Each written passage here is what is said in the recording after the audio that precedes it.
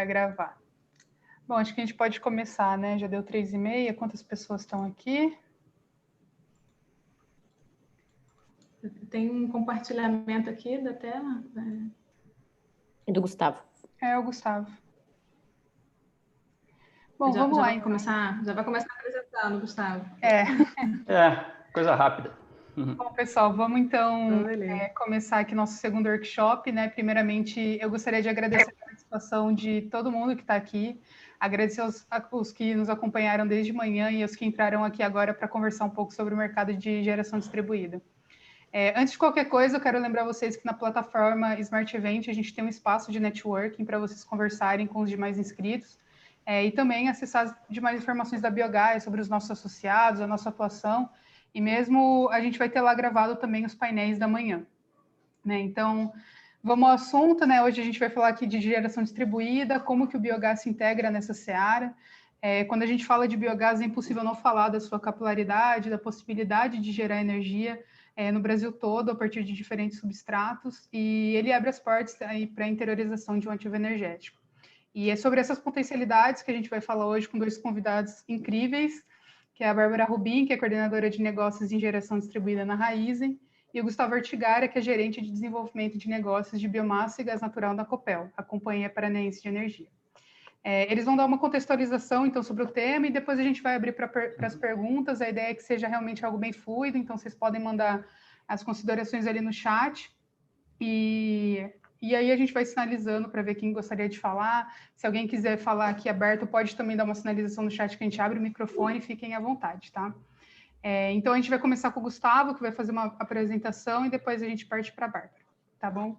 Gustavo, quando você quiser, fica à vontade.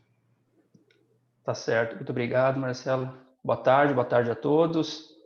Primeiramente, parabenizar a Biogás pela realização do 7º Fórum.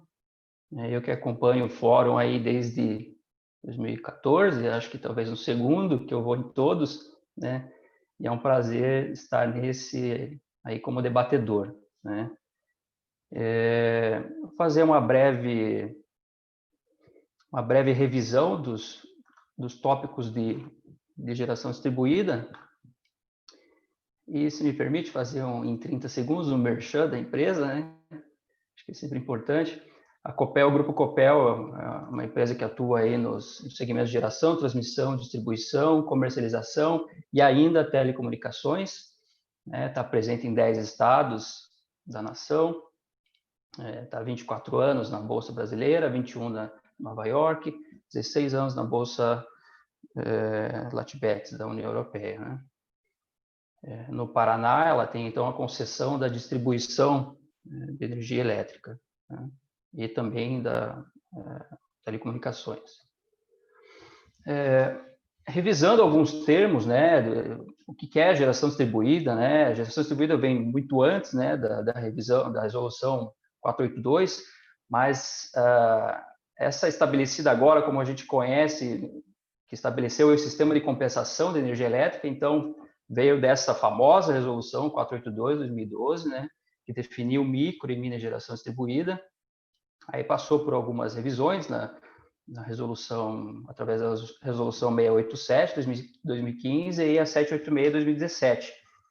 Então aí ficou definido que microgeração distribuída que tem a potência instalada menor ou igual a 75 kW, e mini geração é que tem de 75 até 3 para a fonte hídrica e de 75 até 5 MW para as demais fontes.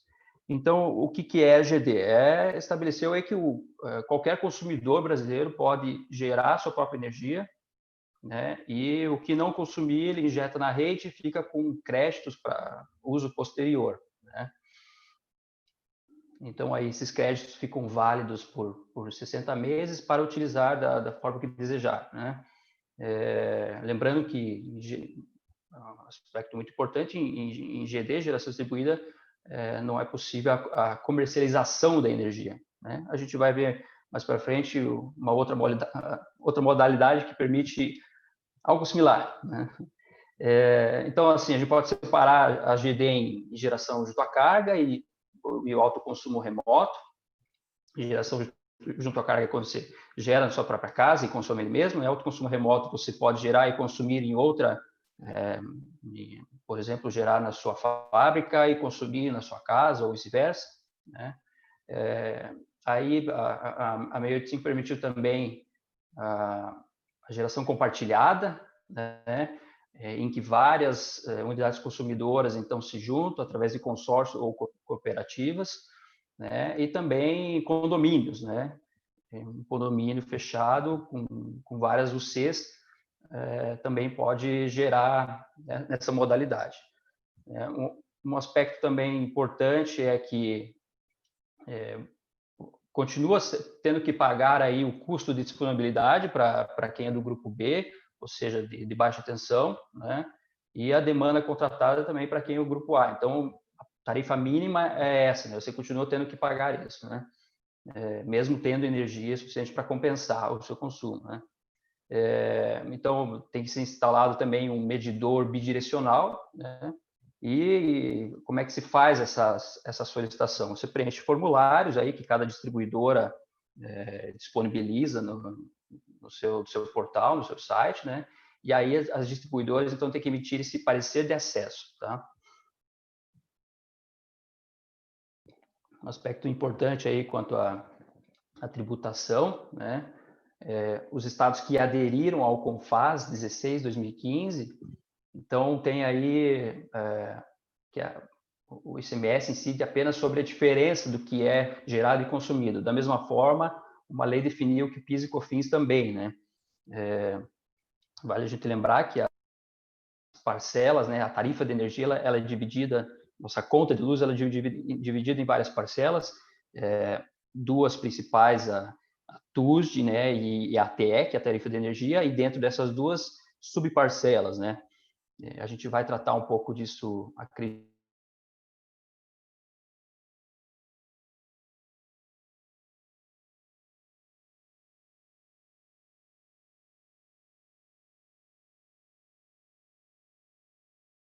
aos nossos olhos os atributos do biogás, né? Que não vale só para GD, mas principalmente, né? Então, biogás é uma energia renovável e não intermitente, né? Uma geração, ele permite geração descentralizada, capilaridade, como a Marcela colocou, né? Ele produz energia de base, com flexibilidade, então, para atendimento em momentos de ponta ou complemento com outras fontes de energia, né?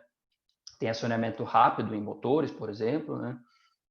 Ele tem armazenabilidade, então ele pode ser usado de forma acumulada, né? Tanto se fala hoje em desenvolvimento de baterias, né? O biogás a gente considera aí a bateria mais barata que existe, né? Se armazena em gasômetros, né?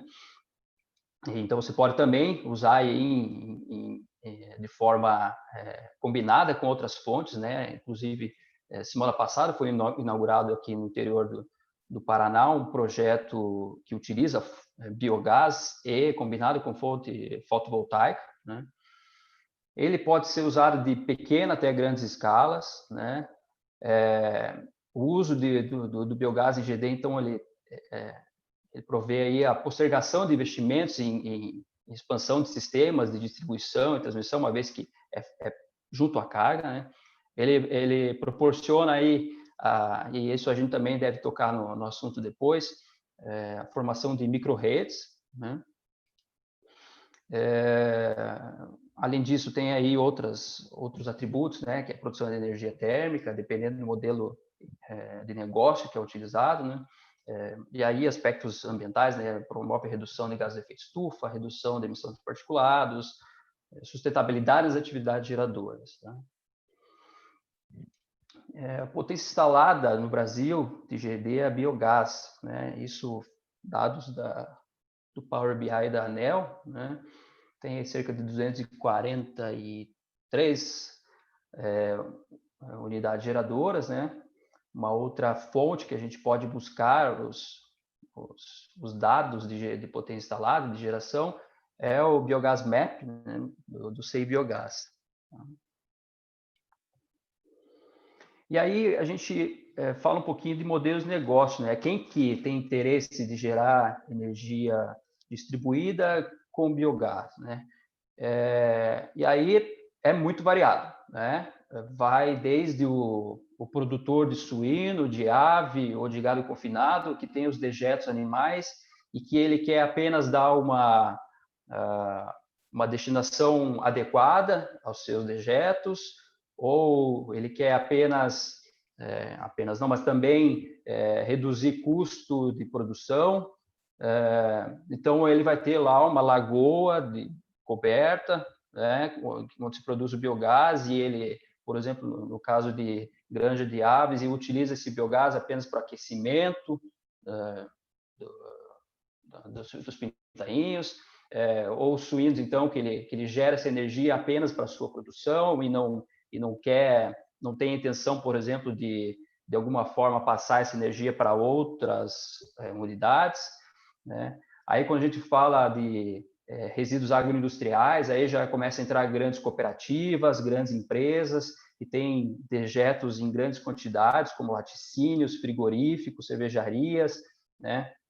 Então, essas também têm a preocupação da destinação adequada dos seus dejetos, mas também já tem um viés mais de negócio, que pode se encaixar em negócio, uma escala ainda maior, os resíduos sucroenergéticos das usinas de cana-de-açúcar, que é a vinhaça, a torta de filtro, a palha. A gente viu recentemente a inauguração do maior projeto desse tipo de resíduo da usina de Bonfim, né? A Bárbara pode até comentar melhor sobre esse projeto. E então também aí já tem um viés de negócio, né? A gente pode falar ainda em resíduos orgânicos, como os resíduos da Ceasa, os shoppings, grandes empresas, né? A gente tem um exemplo aqui em Curitiba da CS Bioenergia, que utiliza justamente resíduos da Ceasa e lodo da estação de tratamento de esgoto, né? E temos ainda também projetos aí de captação de biogás de aterro, né? Então, o modelo de negócio e a viabilidade dele passa muito pelo substrato, pela tecnologia que vai ser utilizada, né? A gente vê na foto aqui reatores CSTR, de mistura perfeita, né? Então, é mais voltado para grandes projetos, né? O porte então da unidade consumidora e também da geradora, a localização, né, se é rural, urbana, a tarifa, né, que está submetida a essa unidade consumidora, por exemplo, tarifa rural tem um desconto maior, né, talvez a viabilidade seja um pouco menor, né? Então, diversas são os aspectos que devem ser levados em conta quando se procura desenvolver um projeto de geração distribuída a biogás, tá? E aí, o que a Copel tem feito nisso, né, nesse sentido, né? A gente já desde 2017, né, a gente trabalha, assim, o nosso interesse em biogás é muito anterior, mas efetivamente em 2017 que a gente trabalhou efetivamente no marco legal do biogás e biometano no Paraná, a Lei 19.500 de 2018, né? Tivemos um projeto exemplar aí de P&D, que é Entre Rios do Oeste, onde diversos produtores de suínos, 18 ou 19, se não me engano, unidos, geram seus resíduos e aí produzem o biogás, e esse biogás é coletado por dutos coletores de biogás, né, e levados a uma central geradora elétrica, e essa energia, então, ela é consumida pela prefeitura de Entre Rios do Oeste, na modalidade de GD, né? Também aí recentemente discutimos um plano de gás, na verdade está em discussão ainda um plano de gás natural para o estado do Paraná, e dentro dele tivemos aí um comitê específico de gás, de biogás e biometano, né? Trabalhamos ainda na revisão de resoluções referentes ao licenciamento ambiental para biodigestores aqui no estado, né? Participamos dos conselhos, das associações e também dos conselhos da Biogás e do CBiogás, né? Recentemente ainda está em desenvolvimento a chamada pública da Copel, distribuição, e que eu prefiro deixar para a gente comentar mais para frente esse assunto. E o que é o trabalho diário nosso, né? Então, é o desenvolvimento e a prospecção de projetos, né, e empreendimentos, seja em fase de implantação, em fase de operação comercial. projetos de geração distribuída em biogás, né? Para isso, a gente tem aí chamadas públicas. Nós, como uma empresa pública, formalizamos nosso interesse em executar prospectar esses projetos, né, através de chamadas públicas, né? Essas chamadas públicas estão abertas desde o início do ano e vão até o fim do ano que vem. Então, temos 2 aí para aquisição de empreendimentos e outra para formação de parcerias. Eu deixo aqui, quem quiser, a gente pode passar o link ou a apresentação posteriormente, tá? Em termos muito rápido, é essa introdução que eu queria fazer, e aí a gente fica à disposição para discussão. Legal, Gustavo. Muito obrigada pela sua apresentação. Já vou deixar aqui o espaço para a Bárbara fazer as considerações dela e a gente já parte para as perguntas. Perfeito. Boa tarde a todos. Queria começar agradecendo a Biogás pela oportunidade de estar nessa mesa. Vou fazer uma exposição um pouco sobre o tema. Não preparei uma apresentação, porque acho que complementar o Gustavo, né? Ter mais flexibilidade para complementar o Gustavo, mas também para ser uma coisa mais informal aqui entre a gente. Acho que eu quero começar colocando alguns elementos que talvez suscitem um pouco da discussão que a gente vai ter. Então, um pouco de provocação também para vocês que estão acompanhando aqui o nosso debate. Acho que o Gustavo colocou muito bem a trajetória que a gente seguiu com a geração distribuída desde o surgimento dela lá em 2012, fruto da consulta pública que a ANEEL abriu em 2010, até os dias de hoje. Então, com as atualizações que a gente teve, a vinda da resolução 687 em 2015, que propiciou aí, né, por meio das novas modalidades de compensação, o desenvolvimento de novos modelos de negócio também, e aí, sobretudo com os negócios de locação, essa questão aí da locação de usina, que a gente convencionou chamar, né, assim, no setor, muito modelo de locação de fazenda solar, apesar de que poderia ser uma fazenda de qualquer fonte, inclusive uma de biogás. Mas acho que a gente está num momento muito importante da geração distribuída, que é o momento em que a gente é convidado, talvez, a entender a geração distribuída como mais do que só a 482.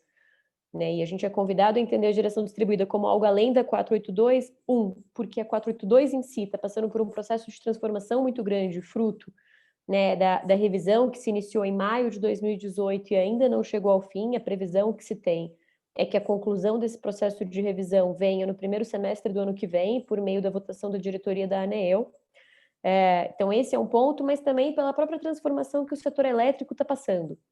Então, a gente passa por um processo de modernização do setor elétrico que, em si, já não é tão moderno, né? O próprio processo já não é tão moderno, de tanto tempo tem que a gente tenta aprovar essas alterações.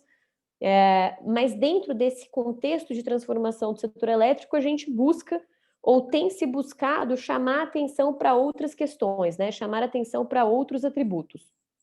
E aí, um pouco desses atributos, o governo tem tentado antecipar por meio de medidas infralegais, né, que são as questões das portarias do Ministério de Minas e Energia, mas que é também, mais recentemente, a vinda da medida provisória 998, né, que teve a validade prorrogada pelo Congresso Nacional antes de ontem, né? Então, oficialmente agora ela vai ficar vigente até o começo de fevereiro do ano que vem, e dentro dessa MP a gente começa a ver o governo puxando algumas palavras e algumas questões que, quando a gente olha para essa questão da geração mais próxima aos centros de carga, e sobretudo quando a gente olha para essa geração com uma ótica do biogás, essas palavrinhas começam a ganhar mais importância, elas começam a fazer mais sentido.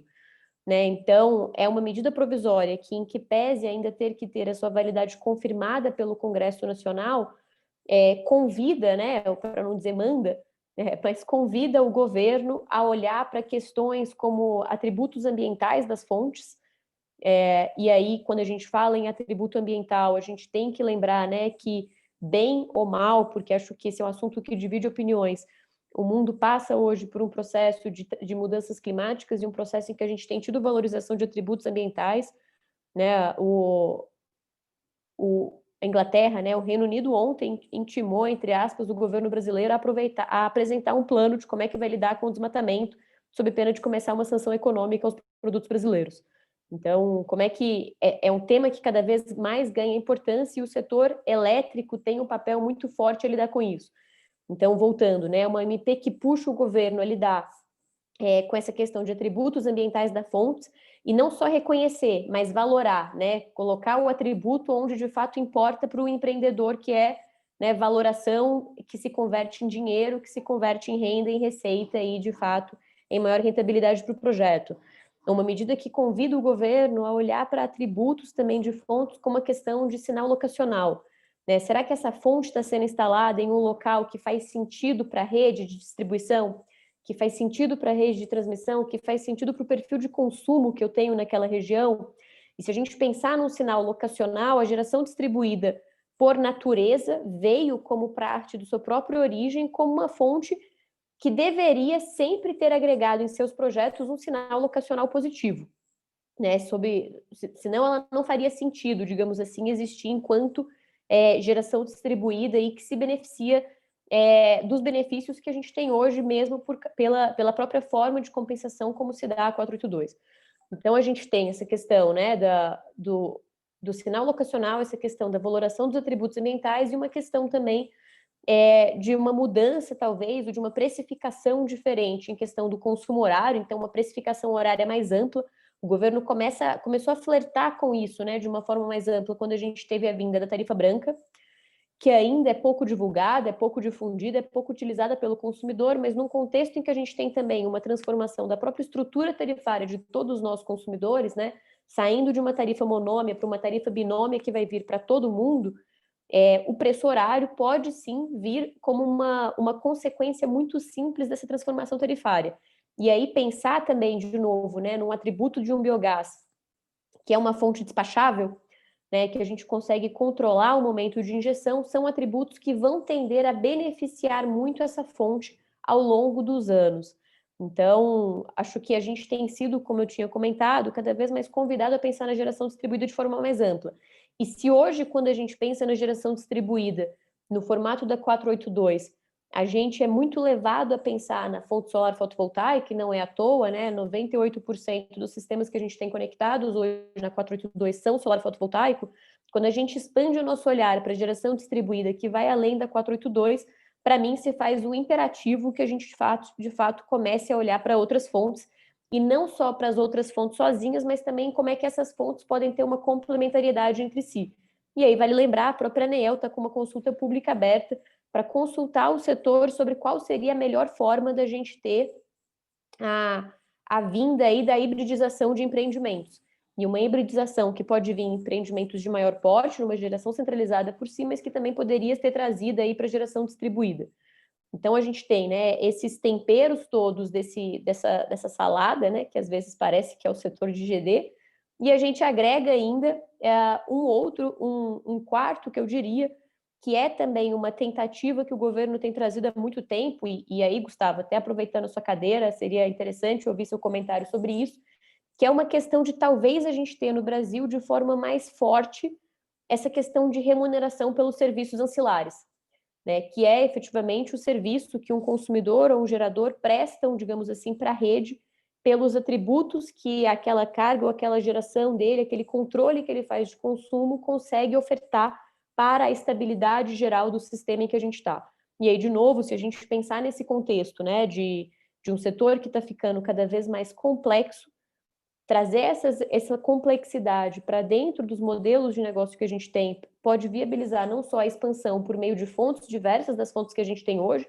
e aí torno a dizer, acho que o biogás tem muito a ganhar nesse sentido, mas pode também ofertar oportunidades para novos modelos de negócio. Hoje eu estava gravando um projeto novo que a gente está fazendo, e foi muito legal, porque a gente fez um comparativo de que empreender no setor elétrico há 20 anos era muito difícil, porque empreender necessariamente significava, um setor que era muito mais rígido, mas era um empreendimento que envolvia um asset heavy, né? Então, você tinha que ter dinheiro para construir usina, para fazer geração, etc. E empreender hoje, num contexto que a gente tem de digitalização, num contexto que a gente tem de valorização de consumidor, né? O consumidor seu foco e não mais a usina seu foco, se torna muito mais possível, porque esses outros atributos que a gente tem valorado no setor, eles estão mais desconectados da geração em si. E isso acaba permitindo que a gente tenha um ingresso de mais empreendedores, sem necessariamente ter que ter o patamar de capitalização que eles tinham que ter há 20 anos para conseguir entrar.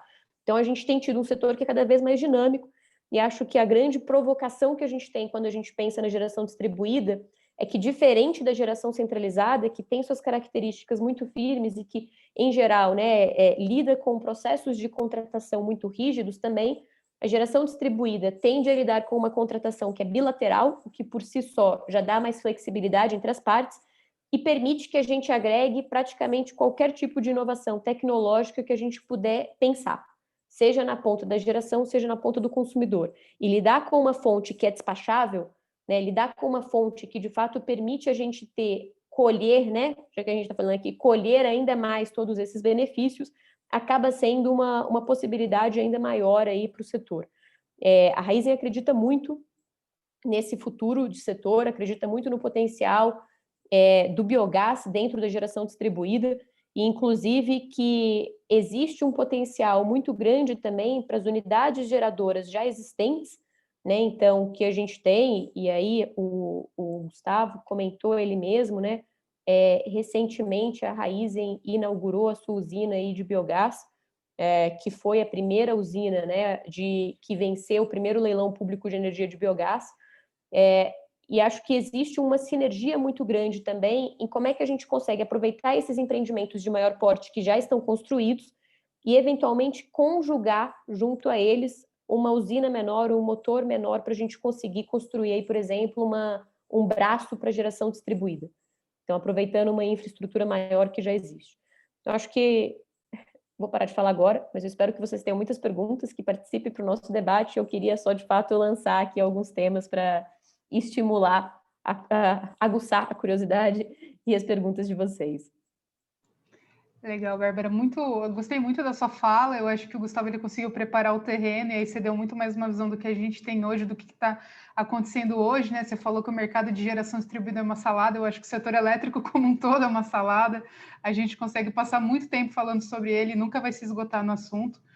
E uma coisa que a gente falou muito hoje no Workshop 1 é sobre o que é esse mercado que a gente vive hoje, né? Que a gente não está falando exatamente de um mundo complexo, mas de um mundo de mudanças aceleradas que exigem escolhas complexas. Foi uma fala da Vlad que eu achei excelente. E, inclusive, uma provocação que foi feita é com todas essas mudanças que estão acontecendo na 482, como você falou, da modernização do setor elétrico, uma provocação feita foi, será que o biogás chegou muito tarde na festa? Né? Ter que lidar com fontes aí que já tiveram vários incentivos, que passaram por todo esse crescimento aí do sistema de compensação de energia elétrica e tudo mais. E eu acho que com tudo que você falou e também um pouco do histórico de atributos do biogás que o Gustavo trouxe, eu acho que a gente consegue entender que, na verdade, é um momento muito propício para a gente estar desenvolvendo essa fonte. Eu acho que existe toda uma discussão, como você falou, de reconhecimento e valoração desses atributos, dos serviços ancilares que o biogás consegue entregar e ele vai conseguir aproveitar de uma forma muito interessante. E aí também quero até ouvir um pouquinho a visão do Gustavo sobre essa questão das mudanças que estão acontecendo no setor e como que o biogás pode se aproveitar desse momento de transição.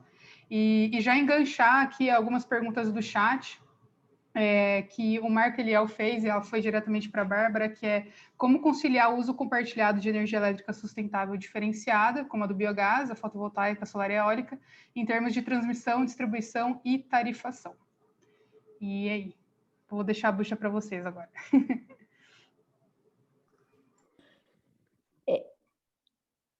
Quer falar antes, Bárbara? Não, vou só, acho que só para talvez responder o Marco. Marco, acho que isso, a sua pergunta, né, dessa questão de como é que a gente concilia, a resposta dela está diretamente relacionada com a questão dos empreendimentos híbridos, né? Porque quando a gente olha, né, para a EPE, a Empresa de Pesquisa Energética, ela costuma caracterizar os empreendimentos híbridos em 3 formas de empreendimentos, né? Que são as usinas adjacentes, que basicamente compartilham terreno, as usinas associadas, que compartilham o acesso à rede, e as usinas híbridas em si, né? Que aí elas têm uma combinação também no processo de produção. Então, acho que quando a gente fala, por exemplo, das usinas associadas ou das usinas híbridas, em que a gente tem que acho até que é o que o povo pensa quando pensa em usina híbrida, né? Acho que ninguém pensa em usina híbrida quando você só compartilha o terreno, você sempre pensa quando você aproveita alguma coisa a mais. Então, mas quando a gente pensa nessas usinas, nesse formato mais de compartilhamento, a gente teria, em tese, acho que é um pouco do que a ANEEL quer regular também com essa consulta pública, um aproveitamento do escoamento da rede, porque a gente teria um uso, um despacho dessas usinas de forma complementar, e em que pese, né, a fotovoltaica e a eólica não serem despacháveis, elas são previsíveis. Né? Então, a gente consegue ter uma curva de expectativa de geração muito, muito fiel à realidade, na maior parte do tempo, e aí conseguiria operar, por exemplo, o biogás de forma complementar a essas outras fontes que a gente tem. Então, também fazendo um uso mais otimizado da rede. E, quiçá, né, se a gente tiver uma regulação firme vindo, aproveitando também o pagamento pelo fio de uso da rede, né, que aí aproveitaria ainda, seria como você conseguir, o efeito prático para o empreendimento seria você aumentar o seu fator de capacidade. Então, isso viabilizaria muito mais a vinda de empreendimentos aí, a construção de empreendimentos de renováveis no país. E acho até, vou parar de falar agora, prometo, mas acho até que essa seria uma excelente medida para a gente ter frente, por exemplo, ao que está vindo também na MP 998, que é o fim do desconto no fio. Né? Então, uma coisa que a MP traz é que os empreendimentos vão parar, né, os empreendimentos renováveis não vão, que atuam no mercado livre, né? Então a gente está pensando em GD fora da 482, mas uma GD de mercado livre, por exemplo, não teriam mais o desconto no uso do fio, né? O desconto no uso da TUSD, ou na TUSD em geral, né? Mas pode ser TUSD também, dependendo de onde estiver. E aí, se a gente pensar a vinda de uma possibilidade de uma usina híbrida que compartilha o pagamento da TUSD, poderia ser uma forma, de certa maneira, de manter uma atratividade grande para esses empreendimentos e de reduzir o impacto que o término desse incentivo, que hoje né, não deixa de ser um incentivo, traria para o crescimento e para a continuidade do mercado. Muito obrigada. Manda a bola para você, Gustavo. Maravilha, maravilha. Nesse aspecto de mudança regulatória, né? Recentemente no PDE, né, o Plano Decenal de Energia 2030, né, a gente vê assim essa perspectiva né, que a gente acompanhava desde 2018, olha, vai ter uma revisão da resolução e tudo mais, né? E aí todos os setores, né, não só do biogás, mas ficaram o cabelo em pé com as mudanças propostas, né? E agora a gente já vê no PDE talvez algo mais, vamos dizer, um pouco que faça mais sentido, né, com discussões mais amplas, né, inclusive questão de tarifa binômio para todos, né, enfim.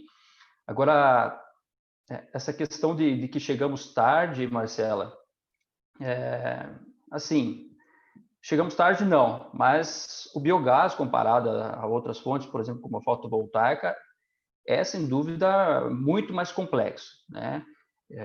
A gente vive isso diariamente, sente na pele a dificuldade de colocar um projeto de GD de biogás em prática, né? Desde você ter uma comprovação, ter um resíduo disponível, substrato disponível, né, por longo período, né? O sol está sempre aí, né? A fotovoltaica, né? Vamos dizer, se beneficia nesse sentido, né?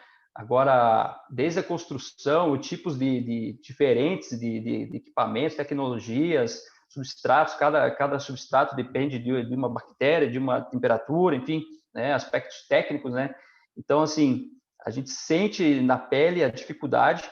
Agora, por outro lado, é compensado por esses atributos, né, como a gente listou antes, a Bárbara complementou, que outras fontes talvez não tenham, né? Então, eu enxergo que governo, né, quem pensa nas resoluções, das regulamentações, está começando a dar valor a esses novos tributos, né, esses tributos que o biogás tem. Então, assim, não chegamos atrasados, né? Acho que estamos no ponto de bala. Tá? Não, bem legal. Essa questão ela é bem interessante, porque é uma dúvida que ela é até bem recorrente quando, assim, que chega de e-mail, pessoas que conversam com a gente na associação, né? O quanto que custa uma planta de biogás? O que você precisa? Assim, o biogás, ele não é modular como uma energia solar, né? Realmente existem vários fatores que entram na jogada, vários fatores que vão entrar na análise de viabilidade, econômica, técnica, né? Então, de fato, a gente enxerga que existe essa complexidade aí para projetos não só de ED, mas projetos de biogás. Mas eu também acredito, obviamente, né? Estou aqui na associação, acredito muito no potencial. Eu acho que uma vez que você entende todos esses atributos, entende o serviço que a fonte pode prestar, é impossível você não se apaixonar. E até uma pergunta... Pode falar, Bárbara. Não, eu ia só complementar que, assim, dando uma perspectiva, né? Quando a solar, quando a gente estava, né? Antes de ter o boom da solar, né? Boom, né? Se a gente fala boom, parece que a fonte é tipo uma eólica já na matriz, né? Mas antes da gente ter o boom da solar, digamos assim, o setor também achava que tinha chegado tarde, frente à eólica. Então, eu acho que é um sentimento comum, mas eu acho que existe uma maturidade que tem que vir também do setor elétrico, que é exatamente a maturidade de saber valorar os atributos que cada fonte tem a oferecer em cada momento necessário, né? E acho que a gente está começando a galgar essa maturidade mais no nosso setor agora. Então, acho que a gente realmente acredito, né? Não estou falando isso porque estou aqui no evento, porque eu falo qualquer coisa que devo ou não devo, mas eu realmente acho que a gente está no lugar certo e na hora certa. Assim, acho que a fonte vai crescer muito nos próximos anos que vão vir, exatamente porque a gente está chegando nesse momento de valorização desses atributos, que estão vindo por um imperativo de governo mesmo. Legal. Aí até pensando um pouco desses desafios que você tinha comentado, Gustavo, uma pergunta que foi feita é como que as distribuidoras de energia elétrica elas podem se beneficiar da compra de ED, de geração distribuída, né, recurso energético distribuído como um todo, né? Como que isso pode de fato entrar como algo positivo e algo assim, como que as concessionárias podem atuar como um dos agentes que vão trabalhar no desenvolvimento do biogás hoje no país? Legal, legal. Obrigado pela pergunta e aproveito a pergunta até para já falar da chamada pública que a Copel Distribuidora está em discussão com a ANEEL e pretende lançar nos próximos meses aí, para a compra de energia, né, aqueles 10% que a distribuidora poderia comprar via geração distribuída, né. Confesso que eu sou da parte de negócios da holding, da Copel, né? Não sou da distribuidora, então alguns termos posso passar batido aqui. Mas é uma chamada aí que pretende, vamos dizer, a ANEEL classifica como um sandbox, uma experimentação regulatória, né? E que pretende, então, essa chamada ser lançada para compra de energia, mas não deliberadamente, né? Vai ser em pontos específicos, em locais específicos, e tem que atender certos requisitos, como um tempo de despacho mínimo de 5 horas, né? E esses pontos específicos são onde a distribuição, a rede de distribuição tem relativa falha, por exemplo, de DEC e FEC, né? Então, pretende-se aí, como é que a distribuidora ela se beneficiaria, né? Ela melhoraria esses índices, por exemplo, né? Com uma energia localizada, firme, né? Ela pode, e essa GD é justamente aí pensando também nas micro-redes, né? De você continuar conectado ao sistema, mas poder fechar as redes, né? E para a manutenção, por exemplo, da rede externa, né? Por exemplo. Então, assim, vai trazer mais confiabilidade, mais resiliência para a rede, né? O aumento da qualidade da energia na rede, então, com a melhora desses índices, né? Então, a redução de perdas técnicas, né? Que a gente tem por a carga, a geração está justamente na carga, né? Assim, pode beneficiar também a parte de geração, né? A gente nós como geradores, né, eu converso quase que diariamente com a nossa distribuidora, e daí, já saiu essa chamada? Eu tenho um projeto aqui que eu quero ver se cabe aí nesse projeto, né, nessa chamada. Então, assim, além do mais, a postergação, né, de investimentos em grandes sistemas de distribuição, de transmissão, em que pese o Paraná, a Copel está fazendo o maior investimento da história em redes de distribuição, passando de monofásico para trifásico, são mais de 2,1 bilhões de investimentos em 5 anos, né? Vai fazer aí redes trifásicas, mais de 25 mil quilômetros de redes trifásicas, né? Mas então essa chamada pública, eu vejo ela como complementar, né? Por outro lado, vão ter algumas dificuldades, né? Ou complexidade, por exemplo, para operar essa rede vai aumentar, né? Isso está no radar da Copel diz, né? Como é que você faz a cobrança? A complexidade também vai aumentar, né? O que mais? Acho que em termos gerais é isso, né? Talvez alguns procedimentos tenham que ser alterados, né? Em relação a como operar, como controlar, proteger, de proteção de rede, né? Mas assim, eu vejo como um avanço significativo, né? A ANEEL entender dessa forma que essa estava previsto já tem 16 anos essa possibilidade, né? De fazer uma chamada pública, contratar até 10% da carga da distribuidora via chamada pública, mas nunca foi determinado, né? Tem os preços de referência determinados na resolução 65, né? Que são preços bem atrativos, né? Mas nunca foi. E agora sim, a ANEEL, de forma experimental, né? Com esse projeto piloto da Copel, então está tentando aí, está pensando no futuro, né? A gente coloca que é um avanço significativo. Legal, Gustavo. Obrigada aí pelas considerações. Bárbara, tem uma pergunta aqui para você. O Diego ele perguntou: quem já possui algum sistema de geração distribuída já instalado e tem interesse em colocar outro sistema de uma outra fonte para funcionar no mesmo endereço, tem exatamente os mesmos trâmites ou é mais simples?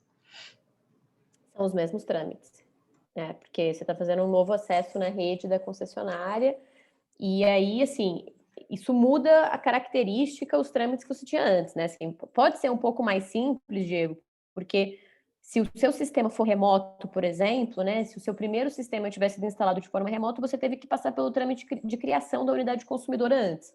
E aí, para instalar, eventualmente, o segundo sistema, se você for tentar fazer um sistema híbrido, lembrando que a regulação para isso hoje ainda é um pouco obscura, você já teria a unidade consumidora criada, né? Mas se não, se for só um segundo sistema no mesmo local, você precisaria até criar uma unidade consumidora nova para esse sistema. Então, os trâmites não mudam em virtude disso. Quiçá depois da consulta pública da ANEEL, gente, participem. Sempre importante. Foi feita uma pergunta aqui, inclusive foi feita até aqui no privado. A pessoa queria saber, ela falou assim, sou muito leiga no assunto, gostaria de entender, então, qual seria a diferença da GD dentro da 482 ou fora? Então, acho que com duas pessoas aqui que já estão bem por dentro do assunto, acho que para uma pessoa leiga, como que vocês explicariam aí a salada do setor elétrico, especificamente da geração distribuída, para quem quer saber mais sobre o assunto? A gente divide as respostas, Bárbara. Bom, dentro da 482 é compensação de energia, né? Você gera a energia e o que você gerar mais no seu consumo, você injeta na rede e esse crédito fica para você utilizar nos meses subsequentes, né? Fora tem aí, então, essa nova possibilidade, né, da contratação aí de 10% da carga da distribuidora, né, que vai seguir os critérios da chamada pública específica, né? Não é como da 482, mas vai seguir os critérios específicos, vai ter que seguir certos requisitos determinados na chamada pública, tá? Perfeito. E aí, assim, pensando até um pouquinho mais macro, né, assim, do ponto de vista elétrico, e eu fico dando pitaco, tá, gente? Eu tô esperando a minha carteira honorária do CREA chegar, apesar de ser advogada. Mas do ponto de vista mais amplo, geração distribuída é qualquer geração que se conecta na rede de distribuição. né? E aí, portanto, para conseguir se conectar na rede de distribuição, a usina não pode ter um mega porte, né? E ela tem que estar, obviamente, mais próximo dos centros de carga, que é onde estão também as redes de distribuição localizadas. Então, em tese, qualquer empreendimento que tenha essas características é um empreendimento de geração distribuída, mas a gente convencionou no setor chamar muito de GD só o empreendimento da 482. Aí agora a gente já está expandindo um pouco os horizontes para esses empreendimentos também que são frutos de leilões, de chamadas públicas, mas a gente tem, por exemplo, também empreendimentos que atuam ou que operam no Mercado Livre e que, pela sua característica, pelo seu porte, pelo seu tamanho, também são empreendimentos de GD, mas eles estão sujeitos, por exemplo, às regras do ambiente de contratação livre, que são as regras determinadas pela CCE, que é a Câmara de Comercialização de Energia Elétrica. Perfeito. Uma outra aqui para a Bárbara pode dar mais detalhes dos projetos de GD da Raízen? Quais seriam os modelos que pensam em adotar? Não pensamos, já estamos adotando. Posso sim. A Raízen começou a trabalhar com geração distribuída em 2018, que foi quando também, né, eu começou a minha história com eles. Eu fui para a Raízen, e começou como um projeto de solar, né? Porque acho de fato, né, que quem está trabalhando com a GD dentro da 482, a solar é um primeiro passo mais simples para testar o ambiente regulatório, né? Porque é mais fácil de implementar, tem essa questão de ser modular, então você pode começar com um sistema de 15 kW se você quiser. Então, começou com energia solar fotovoltaica, foi uma planta de 1 mega, que foi inaugurada em 2019. Essa planta, ela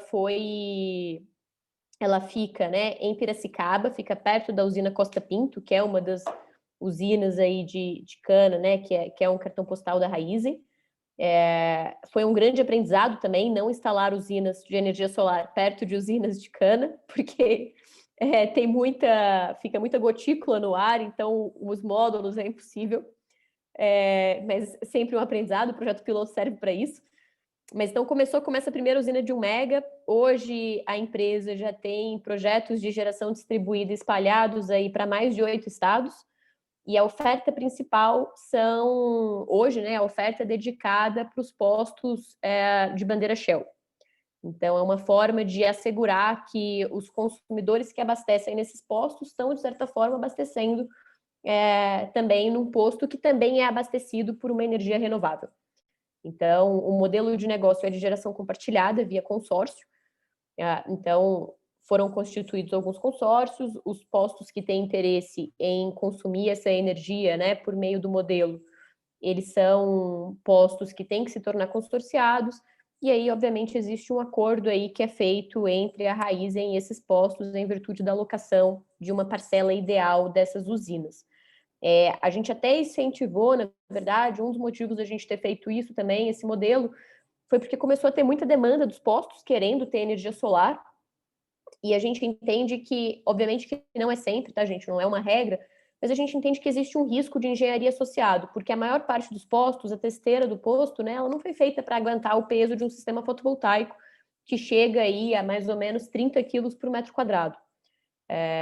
Então, isso gerava, para além da questão de peso estrutural do telhado, né, da testeira dos postos, havia também uma questão de risco elétrico, porque os postos têm regras aí próprias aí que tem que ser seguidas pela questão do armazenamento de combustível, etc. Então, a gente entende que era uma forma de minimizar o risco também. Espero que eu tenha respondido. E agora a gente olha para outras fontes que não só a solar, né? Acho que a solar foi um início, ajudou na expansão, mas agora, de fato, o pensamento é expandir a geração distribuída com outras fontes e, obviamente, pela sinergia que tem com os negócios do grupo e com a experiência da própria Raízen, a expansão via biogás é um carro-chefe para a gente. Bem legal. A gente vai acompanhar de perto esse crescimento. Próximo ano que vem, gente, esses números aí que o Gustavo apresentou vão ter estourado já. Esperamos. Uma pergunta que...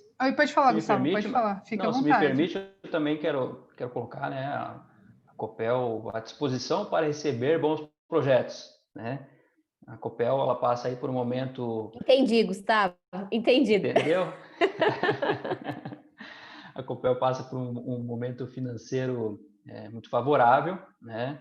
O recado da nossa diretoria financeira é: temos recursos, me tragam bons projetos, né?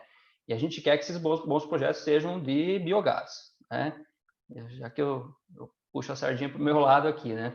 Então, assim, estamos abertos a receber projetos, a analisar empreendimentos em operação, empreendimentos em implantação, projetos que não tem nada, tá? Venham conversar com a gente. Convite feito ao vivão, hein?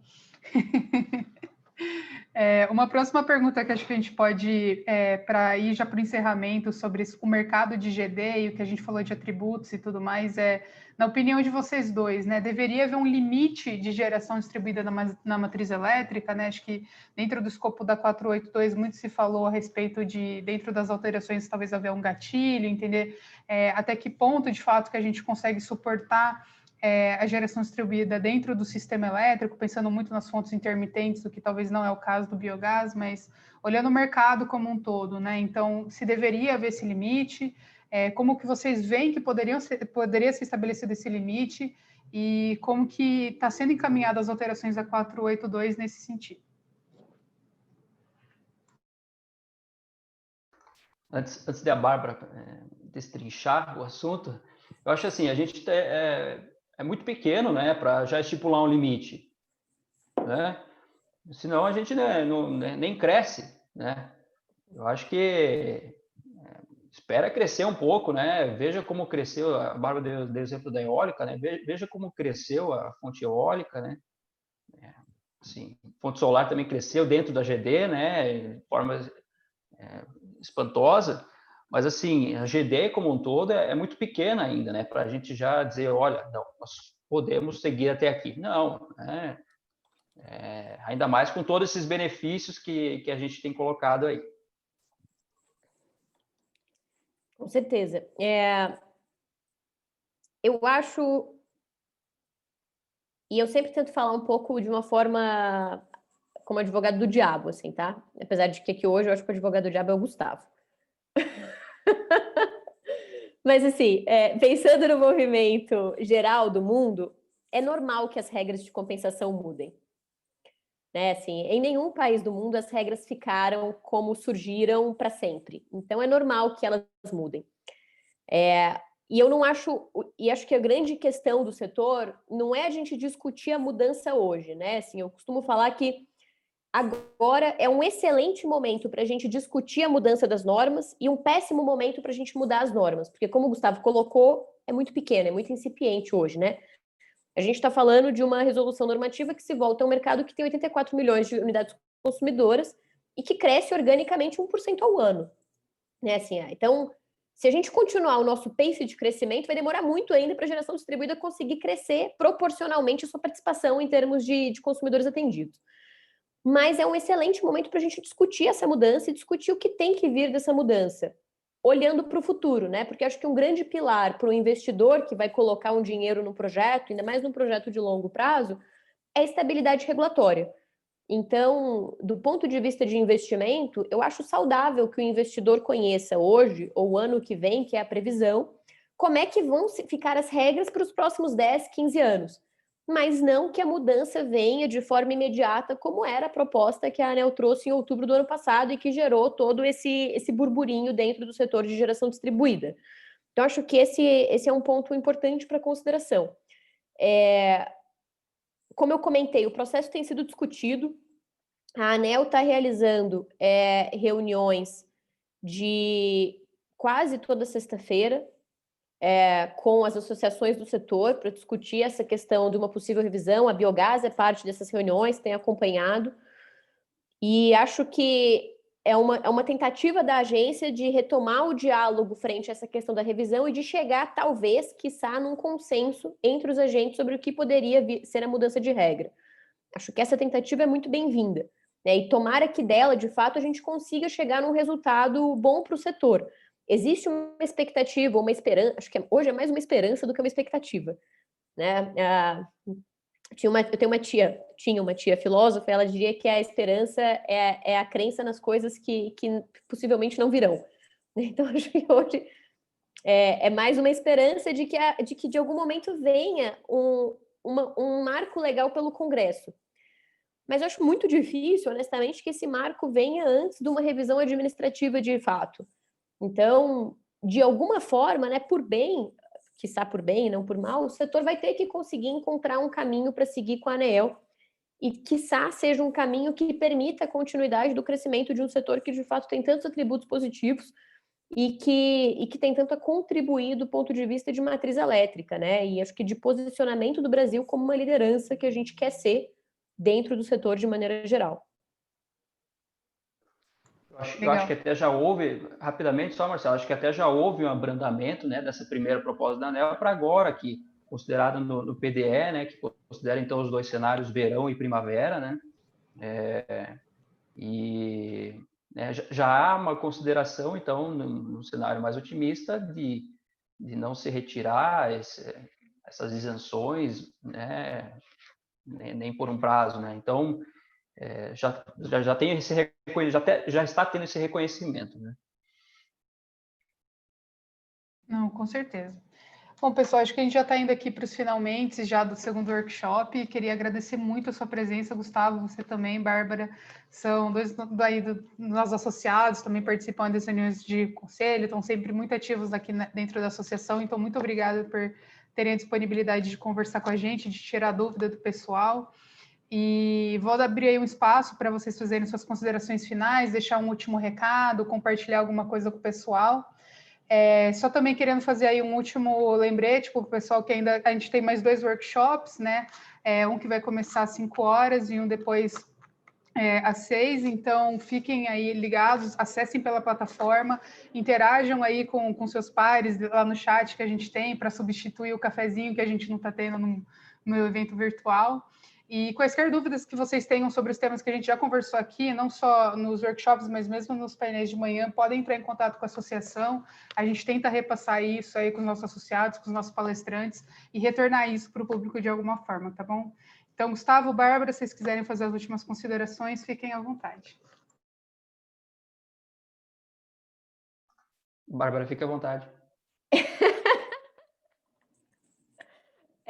Bem, gente, só queria agradecer, na verdade, a oportunidade de estar aqui. Espero que o debate tenha sido proveitoso para todos. Para mim, com certeza, foi um prazer.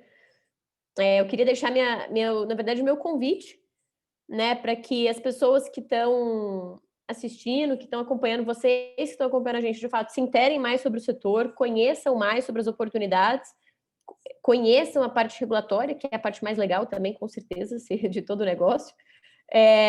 Conheçam a biogás, né, se eventualmente, se fizer sentido para vocês, porque acho que é muito importante que a gente tenha uma associação forte também para que a gente consiga avançar a fonte. No mais, eu fico à disposição, foi um prazer para mim estar aqui com vocês hoje e só tenho a agradecer. Da mesma forma, parabenizo novamente aí a Biogás pela organização desse fórum, né? É uma pena que não estamos todos juntos dentro do auditório, mas ano que vem tenho certeza que estaremos lá, né, tomando um cafezinho, como a Marcela colocou, e só agradeço aí pelo convite novamente, né, e fico à disposição, vou deixar meu contato aqui no chat, né, para quem quiser, tiver mais dúvidas, se quiser trocar uma ideia, tá? Obrigado e boa tarde. Então é isso, pessoal. Para quem ainda está aqui na sala, só lembrando que para acessar os outros workshops, vocês precisam entrar na sala 3 ou na sala 4 depois mais tarde. E é isso. Tchau, tchau, pessoal. Muito obrigada aí pela participação.